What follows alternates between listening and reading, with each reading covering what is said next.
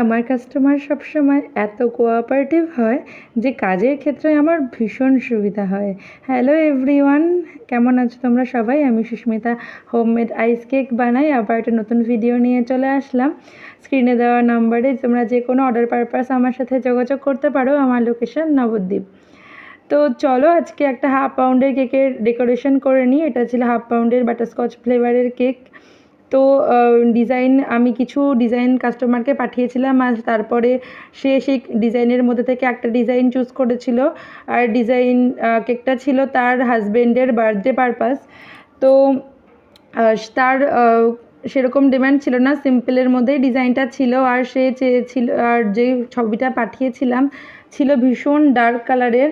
আর এই যে আমি M1 নজেল দিয়ে যে রোজেটগুলো করছিলাম ভীষণ ডার্ক কালারের ছিল। তো আমি বললাম দিদিভাই অত ডার্ক কালারের ভালো লাগবে না। আর বলেছিল হ্যাঁ যেহেতু বাচ্চারা খাবে অত ডার্ক কালার ভালো নয়। তো দিদিভাই আমার এক কথায় রাজি হয়ে গেছিলো। আর আমি সত্যি ডার্ক কালারগুলো একটু অ্যাভয়েড করেই চলি। তো এটাও ডার্ক কালার হয়ে গেছে, কিন্তু যেমন ছবিতে ছিল অতটাও ডার্ক হয়নি।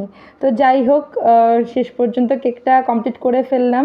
আর সে বলেছিল হ্যাপি বার্থডে পাপা লিখে দিতে, আমি সেটাও লিখে দিলাম। আর তারপরে কিছু ওপরে সুগার বল দিয়ে দিলাম, আর সাইডেও কিছুটা যেভাবে পিকচারে ছিল সেভাবেই করে দিতে পেরেছি। আর কাস্টমার ভীষণ খুশি ছিল, আমাকে ভীষণ ভালো রিভিউ দিয়েছে প্রত্যেকবারের মতন। আর এক একটা রিভিউ আমার মন প্রাণ ছুঁয়ে যায়। আর তোমাদের সবাইকে রিকোয়েস্ট করছি প্লিজ যারা যারা আমার কাছ থেকে কেক নাও একটু প্লিজ রিভিউ দিও, কারণ রিভিউগুলো সবটা কাজের না শেষে ভীষণ অনুপ্রেরণা দেয়। আর এটা কেকের ফাইনাল লুক দেখো, ঘরে আর বাইরে কালারটাই পুরো চেঞ্জ হয়ে যায়। যাই হোক, আমার কেকের ডিজাইনটা কেমন লাগলো তোমরা জানিও। আবার দেখা হবে নতুন কোনো ভিডিওর সাথে। আজকের মতন টাটা।